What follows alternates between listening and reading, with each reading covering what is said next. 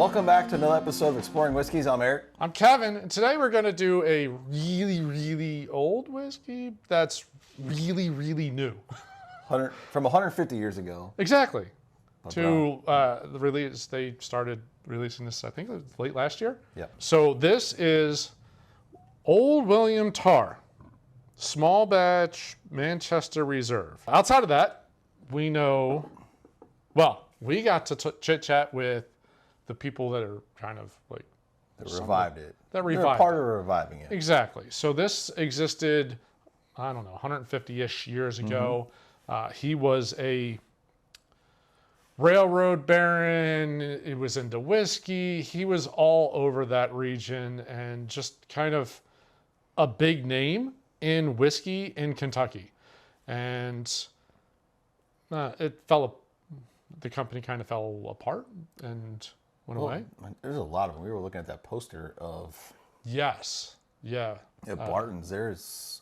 Man, there's the probably... list was this long. Yeah, There might only be 120-ish. this many that are... Yeah, the still number that around. died because of prohibition, fires, just closed their Foreclosure, doors, yep. all that kind of stuff. But this one was the first federally registered distillery in... Right. I don't know if it was Kentucky or just in the city of Lexington. I can't remember. I was going to say Kentucky. Okay. RD1 is the name of the company, RD1 Spirits, so registered distillery 1. Hey, brand new bottle. Thumbs up for the bottle open here. All right, now back to the... It is sourced currently. I think they're going to continue to do that for a little bit based off of our conversation. It didn't seem like they were ready to go down the distilling their own stuff path. They had three bottles there. We got two that were available for sample. One was their high end, which was 12 year. Yeah, 12 year. That was not available there. It was on display. Yeah. It was at the bar across the street. Yes. I didn't see it on the menu though. No. This is a blend. Oh, that's the other fun part. This is not a bourbon. This is not a rye. This is a Kentucky straight whiskey. Because this is a blend of a bourbon and a rye. So this is an 8-year-old rye that is 37% corn, 51, so just barely qualifying, and then 12% malted barley. And then they use a 7-year-old bourbon that is 75% corn, 13% rye, and 12% malted barley. Yep. So ultimately, when you blend that all together in the way that they blend it, none of them actually hit the 51%. So it's not a rye or a bourbon. It's got to be a whiskey. On the back of the bottle, it does say it's 90% rye and 10% bourbon. That, based off of what they told us at the booth, is wrong. It's 60-40. So it is 60% of the rye and 40% of the Someone forgot to bourbon. proof that label. Someone forgot to proof that label. I'm surprised I got away with that with the ATF. Oh, the other one. This is backed by... Yeah, the investors. Figure. Yeah, the investors were kind of interesting. So there's a couple different investors. I think one or two were that, like the main ones that run it, were actually at the festival. But the other one was on television at the festival. The University of Kentucky's football coach, Coach Stoops. Yeah, so he's a big investor into this company. So that's kind of interesting. Own, display inside the booth. Yeah, he did. The other one, I can't remember. The other one was a little bit lower proof in the 90s. I don't remember exactly what it was. This is 114. So this has a little bit more oomph. Obviously, but with the blend of 7 and 8 year, they have to say it's a 7-year-old. Outside of that, we know it's sourced. Officially, they don't disclose where. But I do believe it's all Kentucky. I don't think, they don't ever talk about anything outside of Kentucky, and they don't have to if it's in the state that they belong. So, not MGP, but sourced. I had to take a sip because the nose is light. Yeah. The ethanol comes through a little bit. You expect that from 114. But sweetness, a little caramely, maybe some brown sugar. Yeah. I remember enjoying this one more than the ones in the low 92 or 94. Yeah. Oddly, the lower proof one is more apparent on the rye spice notes came through. This drink's a little bit more closer to the bourbon side of the palate profile. We enjoyed this one because we went back to this place twice. A couple times, yeah. They had the little bourbon cupcake sitting outside. That was good too. So I think we went 3 times, actually. Yeah, I remember enjoying this one. This was one of my favorites at the craft distillers in the craft area. Yep. Yeah, this one, the Monk's Head was pretty solid. And there was a couple of smaller ones that, Proof and Barrel had a couple of interesting releases that we didn't get bottles of, but they were bluegrass one. Penelope was there. Had a great conversation with them. Liked their, we've done their regular and their barrel proof, and we like the barrel proof's pretty solid. They had a toasted barrel release that was really good. Yep. So we're gonna keep an eye out for that guy. One of our least favorites was there. I'm going to stick to the positives here. Rabbit Hole was there. We did get to see Adam again. Yep. So that was really nice to see him. He's enjoying the joys of new fatherhood, right? Yep. So got a newborn. Got a newborn at home, so he hasn't really been Cheers to that. working on. Yeah, cheers, Adam. Yeah, the nose there's some sweetness, butterscotch, not buttery scotchy. What the hell's that? Anyway, butterscotch type notes in there. You like to make up your own words on that. Yes, I do. But the ethanol is probably the primary note I get on the nose. Palate, I get fruit. It's fruity. Yeah. I do pick up the ethanol again on the note or on the palate, and then there's a slight hug. Yeah, but it's not like a full hug. That's just a little bit of a warmth that kind of hits just the top. Yeah, it's a bro hug. A bro hug. It's just like the top gets a little bit warm, but it doesn't warm your whole chest down. Their pricing a little bit higher. So I think the lower proof one was like 65, 70. This was around 80.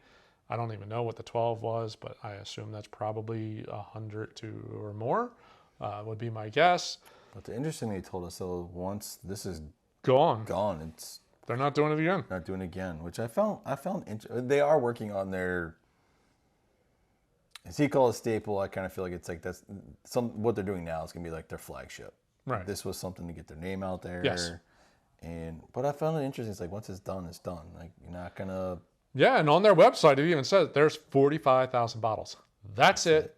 Once they disappear, that's the end of that. No mo. Like I understand it more towards like a Booker's, which it's a limited quarterly release of some sort. But like you think when you're brand new, reviving a name, a distillery, that you've got the guy's name on the bottle. Yeah, I assume you paid somebody. You would think that it would just these two would be your go-tos. Like right. You would always have them. Well, and you establish a brand name off of that, and then you're just gonna toss it. Odd. It's odd, but I'm interested to see what they're like. Well, they have a business plan. Transition to the RD1 is going to be more of what they're focused on. Yep. And why not? I mean, hey, they got marketing people. They do. They apparently got a plan. So, but yeah, I found that very interesting. Yeah, it was an interesting conversation. Most people, when you roll out a bottle or two, like when you're sourcing it, that's to get your name out there. Right. But you keep doing it. And you can even say, you keep doing it this is until you're able to distill your own juice. Well, New Riff did the Indiana, Ohio, Kentucky? OKI. OKI. So, yeah, they were sourcing it, and they knew they were going to get away from that. So they branded it something specific. That's discontinued. If you're going to, I'm not going to source forever. Right. I'm going to start my own stuff or do a different blend or something. Just say that. But why would you get rid of the name? Like Chattanooga whiskey. That's one that did it too. Yeah. They've got 3 labels, but they sourced all their juice up until a year ago. Right. But they still have those same labels. But now they just let everybody know we're distilling. Yeah, was distilled. Yeah. Now we're doing it. 114. Let's see if the water does anything here. I'm interested on this one because that's not something we really experimented with. at the festival. It's good. Just plain and just neat. The nose is a little aggressive, which I don't remember, but it was much smaller pours. Smaller pours, smaller Glencairn. Smaller pours. Miniature Glencairns. Yeah, mini Glencairns. So that's probably part of what that was. But the palate's about the same. The sweet, little fruity, some creaminess in there. That helped the nose a lot. Yeah. The ethanol, that super aggressive ethanol note is gone, and now it's the caramels and the brown sugars. Yeah, that's much better. Yeah. Much better on the nose. Yeah, I like the palate a little more too. I'm getting a little bit more fruit notes. Like the cherry kind of comes through. The rye came up a little bit too. Yeah. There's a little more spice in the middle of that. Boy, that's just sweet on the finish though. Yeah. That just sits there and it's brown sugar with a little That's the one chocolate. that they should have done. That should be, we should comment card. Like some of those places we should have been able to. Right, have some kind of a Dropper of some sort. Yeah, I really think that would have helped. Well, we did go to a couple of distilleries, and the one distillery, they actually gave you a bottle with a dropper for your flight. Yeah. I mean, I think that would have helped the whole process. Even if it was the eyedropper. The plastic squeezy one that we had for the seminar. Yep. I think that improved that. I would love to get another bottle of this before it disappears, because I did enjoy both. This one more so than the other one. Distributed in Kentucky, if I recall correctly. No. Or pretty limited distribution. Limited distribution. So I'm not sure how far or wide. We were told on a couple of booths that it's very hard to get into Tennessee. Yeah, there was a couple that were talking about. There was a theme there where it is hard. Including Rabbit Hole, because they released the cask strength ones that had the different like artist renditions of Alice in Wonderland. Yep. The first one they did in, I think it was California, then they did New York, and they have a couple different ones. But they're only distributing there. And they're only distributing in that area that they're doing, like whoever the artist, that state, they're getting those bottles. But apparently it's difficult to deal with Tennessee. They need to change it. It's a big bummer. We got a lot of people moving here. There's a lot of people moving here, and there's a lot of people that like whiskey. Why are you making it difficult for us to buy whiskey? I like the nose much better. The palate's different.